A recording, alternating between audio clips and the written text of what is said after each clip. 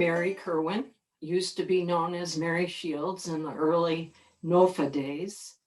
I have been here in Canterbury for 51 years. This started in 1971 as a 13-person commune. And we, in the commune, had read Rachel Carson and the Nearings and Faulkner's Plowman's Folly and Barry Commoner's Closing Circle. And we really wanted to embrace an organic lifestyle. Unfortunately, there were differences in how labor and finances would be worked out, and the commune had a very short life. And so I ended up here by myself after that, which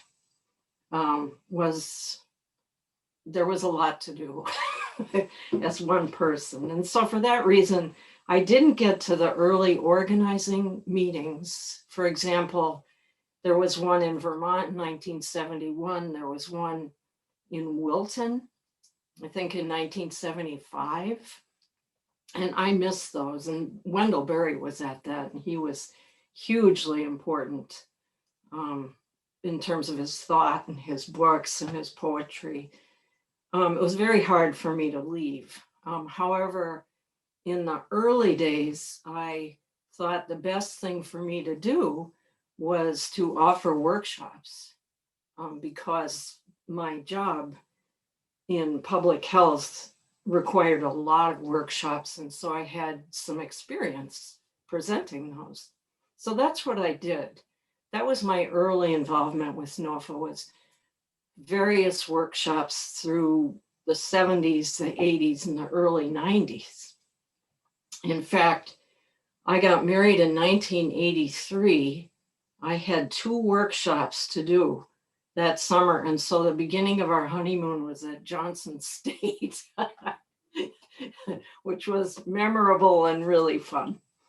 In the early days, I also sold garlic and herbs for the NOFA conferences, some vegetables, but really it was too much to milk cows and tend sheep and sell all those vegetables. So I focused on garlic and herbs.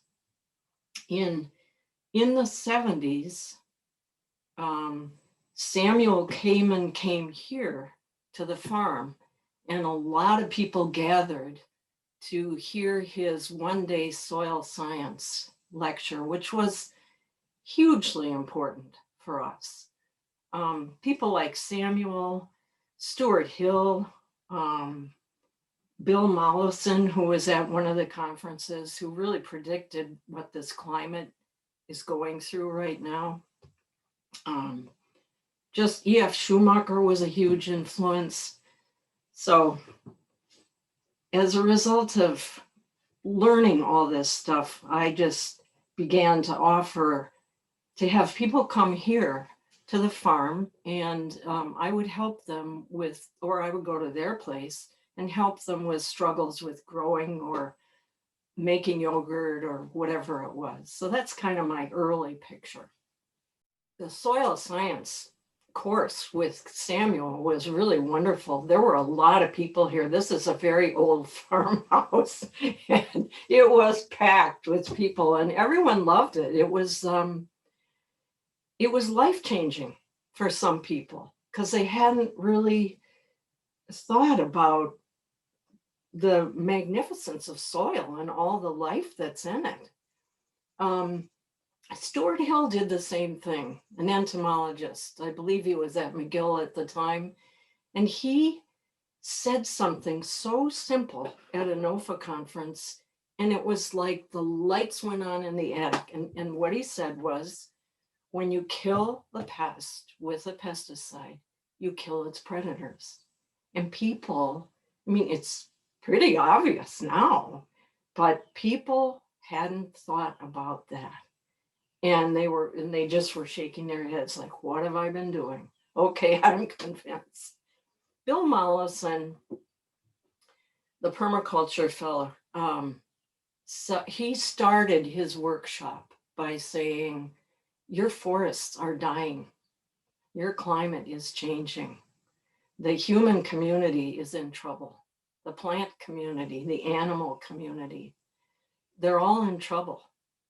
And I think that workshop was pretty depressing. And it was also really a shot in the arm for a lot of us to continue our commitment to living a very simple lifestyle. Pivotal, well, farming is hard. It's hard. There are ups and downs, there are the vagaries of weather. I mean, look at this summer. And so a person can burn out, feel pretty lonely. And so a highlight was the conferences, both winter and summer, but especially summer, because you're right in it. You're just mired in to the work. And so those conferences were so energizing, and there were so many people and good ideas, and the workshops got better and better and better. I think Jack and Julie, who ran those for 24 years, just were 100% solid gold. They did a great job. The conferences got better and better, really well organized, topics well diversified. So conferences, energizing each other, supporting each other, those are all huge highlights. Plus those speakers that I mentioned really turned our heads around and strengthened our commitment. Well, it was a challenge. For one reason, the distance between people. I mean, there were people like Robert Hurrio, who drove many miles down from Vermont to attend the meetings in all kinds of weather, in all kinds of vehicles, many of which were marginal in those days. We also needed to teach ourselves, because even though we had these inspiring books, we needed to become more grounded in the science behind sustainability and an organic lifestyle. And that was really important. At the same time, cooperative extension was doing a lot of education, and we needed to work together. And we needed to tread lightly and not to polarize, and to work things out and to help each other grow. And that was a challenge in the 70s. I think we in Northern New England have done a great job of working with extension. It feels very harmonious, and feels like it's come a long way from the early days. Even in our meetings, there were disagreements about how to proceed. Now I'm referring to NOFA meetings, the little ones. There were purists, and there were people who were enormously flexible, and there were administrative challenges, and somehow we needed to come together and figure out our path forward. New Hampshire and Vermont had some differences. It might have been a good thing for us to each have a NOFA body, because when those differences get so big, they slow down our momentum. And so that was probably a good thing. And I think it's a pretty peaceful arrangement at this point. I think validating a sustainable approach to growing food, which has become more known and more available. I think working stuff out with extension was pivotal. I think creating the farmers markets was largely an outgrowth of NOFA. I think local food is largely an outgrowth of the whole concept of sustainability, that we don't need to have foods that have traveled 2,500 miles, a 2,500 mile road trip. So I think NOFA had a lot to do with that. Yeah, I guess I'll stop there. I think the respect for the organic, sustainable approach has really grown. Continue with the focus on local.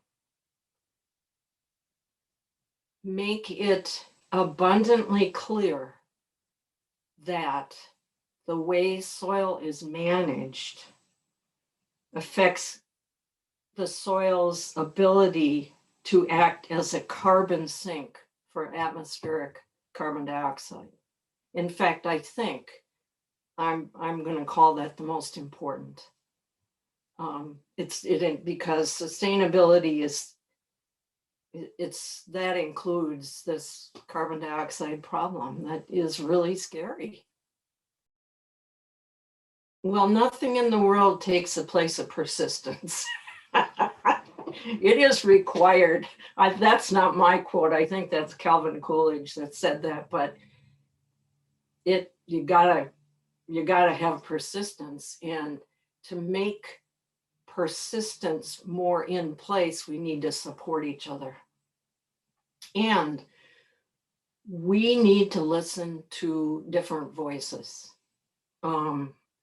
different ethnic voices, different political voices, people who are coming at it from they're coming in a different door. And just as we have become polarized politically, we don't want to do that in this organization. We need to support and listen to each other and work together. So I think that's what I would say to people starting out. It's pretty hard. It's hard. Even finding a place is hard. Continue with the farmers markets. Continue to help people understand the importance of local food, local economies. Continue to work on this issue of sustainability. And looking at the whole picture, and the people who became involved in organics were people who weren't just resolving never to use a pesticide or an herbicide or a fungicide again. It was a lifestyle, and it had to do with how not only the soil and the crops were treated, but how animals and farm workers, people who were out there in this heat working, equipment, the whole earth, the whole picture. Yeah. A couple of other thoughts. One is figuring out how to make farms available to incoming farmers, how to help with that, how to structure in supports, whether they're supports in terms of guidance of how to manage or financial. Looking at equipment that is appropriate technology. I think Elliot Coleman has done a great job with that. In 1976, Elliot Coleman organized a tour of farms in Western Europe. And a lot of it was about appropriate technology. So we went to France and Switzerland, Austria, Germany, England, and some of us went on to Scotland. And what we were really focused on was not the huge farm equipment from the Midwest, but really well thought out, well designed, appropriate equipment for small scale farming. I think it would be enormously helpful to have that in place for new farmers with the training and possibly the financial support.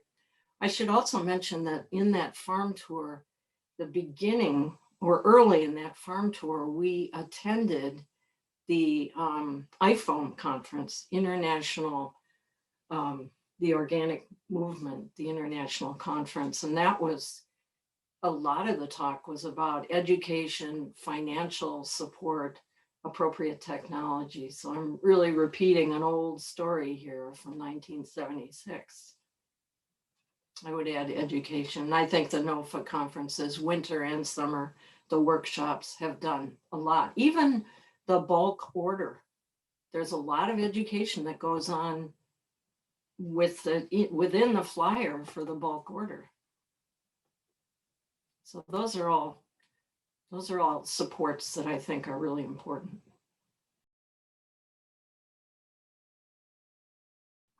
Well, actually a stray thought just came to me in relation to new farmers is keep studying. And it comes under education, but there are some very important books. There's a new one by Mark Bittman, Animal Vegetable Junk, From Sustainability to Suicide.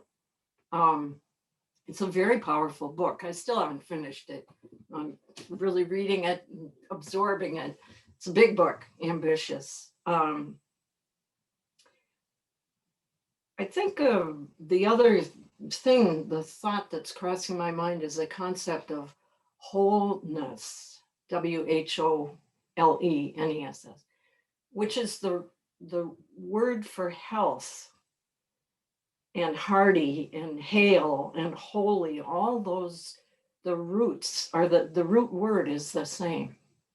And that really is what the organic movement is about, looking at the whole picture.